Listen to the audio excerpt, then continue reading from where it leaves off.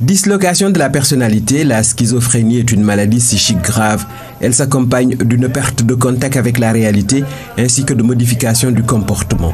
La schizophrénie commence généralement à la fin de l'adolescence ou au début de l'âge adulte et touche plus de 21 millions de personnes dans le monde entier.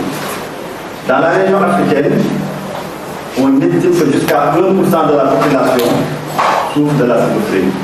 La prévalence croissante de cette affection mentale justifie qu'on s'y arrête un peu, ne serait-ce que le temps d'une journée mondiale. La santé mentale, en général, exige une attention particulière. Il y a un projet de mettre en place des structures psychiatriques au niveau des hôpitaux régionaux.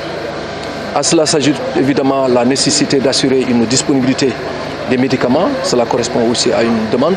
La santé mentale connaît depuis quelques années des évolutions positives, mais il y a encore du chemin. Pendant ce temps, d'innombrables malades font du chemin à travers les rues. Il n'y a pas un seul Sénégalais qui n'est pas préoccupé par ces malades mentaux errants. Nous avons fait un recensement l'année dernière. Il y a plus de 300 malades errants à Dakar.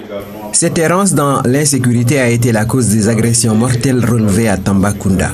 Ce que le ministère de la Santé a fait au moment où ces événements sont intervenus, c'est d'appuyer les autorités locales pour la mise en place d'un dispositif, disons, de prise en charge.